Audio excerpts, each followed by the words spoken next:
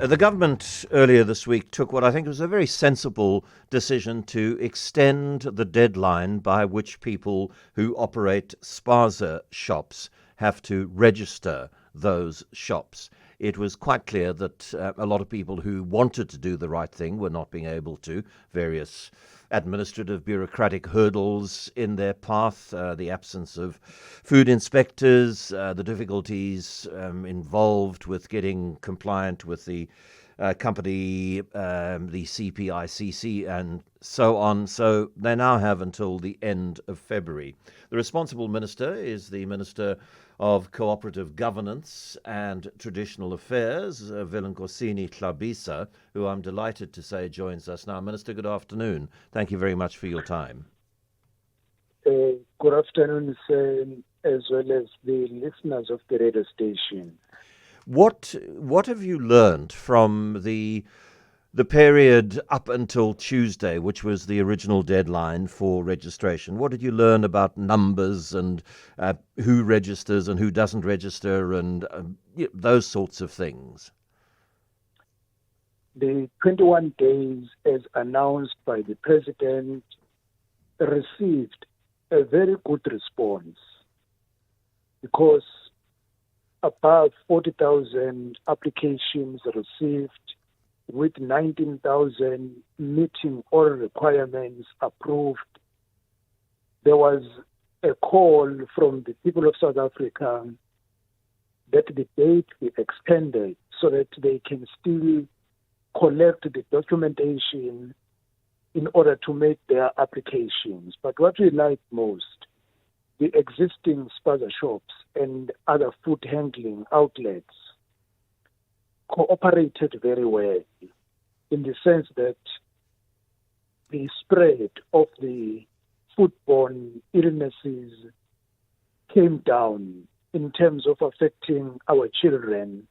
It was at a spike level when the President addressed the nation, and it eventually subsided because cooperation was shown by a number of small business people that the environment under which they operate is kept clean.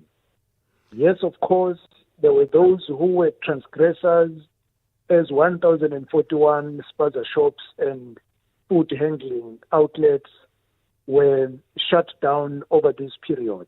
That is why the President responded positively when he gave him the report and recommended that if an extension can be given, and he agreed to the extension up to end of February. You say 42,915 applications received. Part of what government is trying to do here is to get a better handle on the industry, how many, who owns them, that kind of information which hasn't been available. So, but do you have a sense of what percentage of the total number of food outlets, Spaza shops across the country, what percentage that just under 43,000 applications represents? Does it seem to you to be, 70, 80, 50% of the number that are thought to be out there and operational?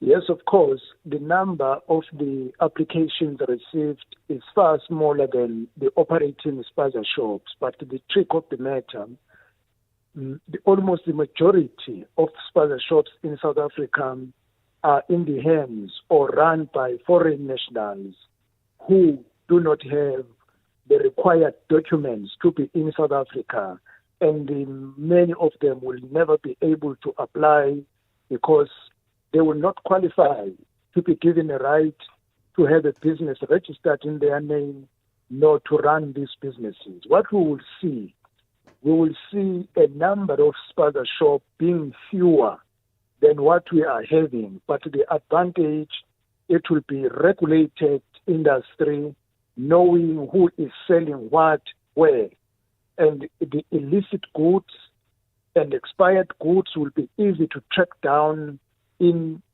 clearly identified areas and knowing who is registered to be selling what, where.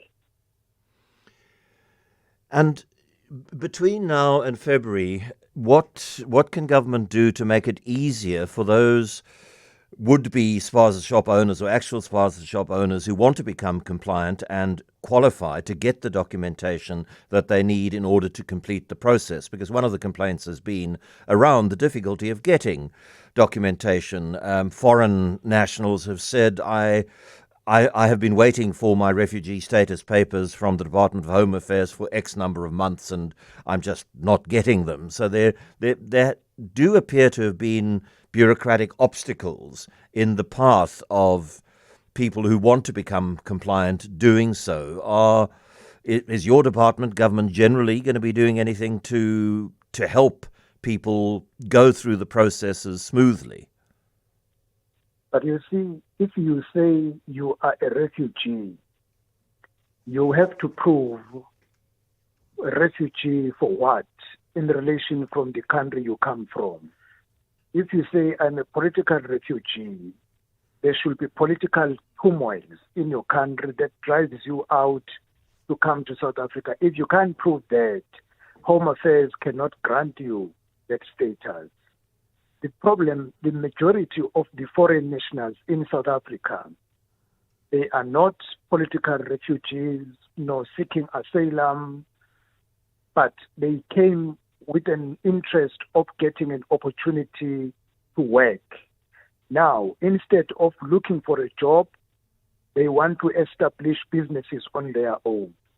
I think a foreign national, like anyone who goes into another country, you follow the rules in order to be accepted to be in that particular country.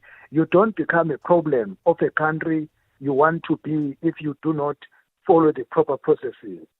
Our focus will be more on the people of South Africa because they need to get the required documents. Go to SARS, get the banking details, fill up the form, get the assistance how to fill up the form.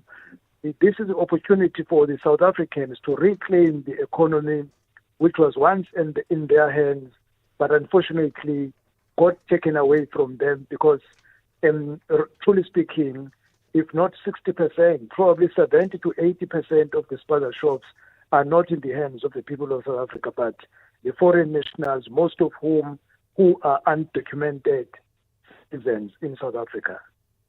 Minister Velinkosi Hlabisa, the Cooperative Minister, thank you very much for talking to us this afternoon.